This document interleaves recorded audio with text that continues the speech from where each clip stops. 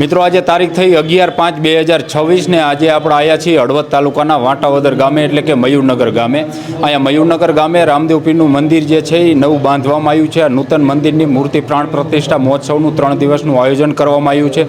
તેની સાથે જે છે મહાપ્રસાદની સાથે સાથે રામદેવ પીરની કથાનું પણ આયોજન કરવામાં આવ્યું છે। આજથી આ જે કંઈ કાર્યક્રમ છે આખો એ કાર્યક્રમનો પ્રારંભ થયો છે। આ આયોજક જે મિત્રો છે આપણી સાથે છે, જે કંઈ આ 3 દિવસ માટેના જે કંઈ કાર્યક્રમો છે એને લઈને જે આયોજક મિત્રો છે આપણે થોડીક એમની પાસેથી જ માહિતી લઈ। આજથી એ મૂર્તિ પ્રાણ પ્રતિષ્ઠા મહોત્સવ 3 દિવસીય આજથી પ્રારંભ થયો છે।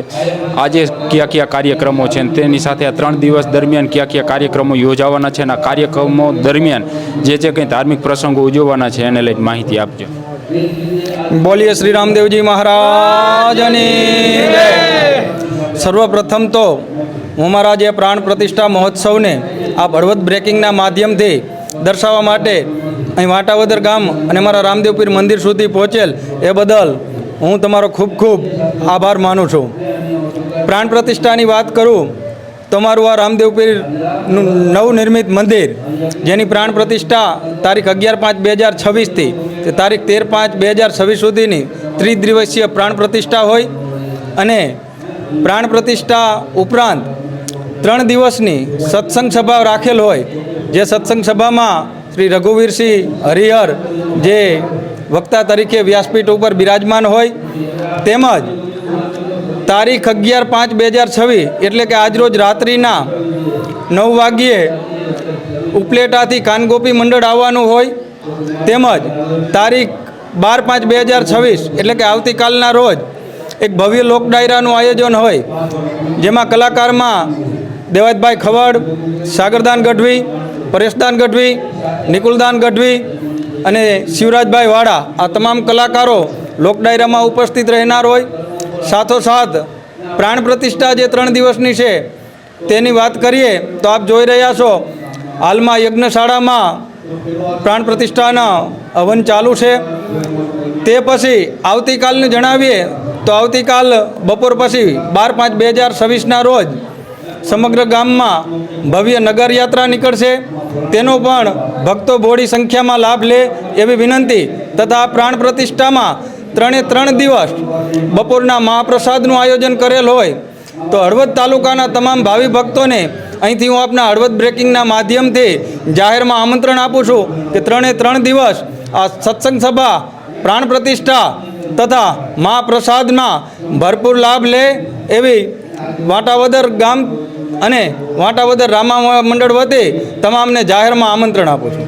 તમે વાત કરી રામદેવ પીરનું મંદિર તો અહીંયા હતું જ, પણ એનું નવનિર્માણ કરવામાં આવ્યું, નૂતન મંદિર બનાવવામાં આવ્યું ને એની પ્રતિષ્ઠા 3 દિવસની આ જે આખું આયોજન કરવામાં આવ્યું છે, ગામ સમસ્ત છે, ગામનું રામા મંડળ હોય કે કોણ લોકો આની સાથે જોડાયેલા છે આ કાર્યક્રમ સાથે? આમ તો મેહુલભાઈ જણાવું તો વાંટાવદરમાં છેલ્લા 50 વર્ષથી રામા મંડળ ચાલુ છે અને સાથોસાથ રામા મંડળની સાથે સેવાકીય કાર્યો પણ કરે છે।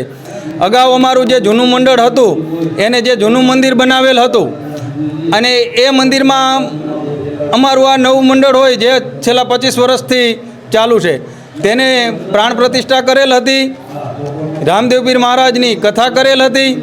બાદમાં જે કંઈ અમારે રામા મંડળની કે જે રામા મંડળ રમીને ગામે જ્યાં ગયા હોય ત્યાંથી જે કંઈ આવક આવે, જે ફાળો આવે એ રૂપિયા તથા ગામના સમસ્ત ફાળાથી અમે આ નવનિર્મિત મંદિર રામદેવ પીરનું બનાવેલ છે।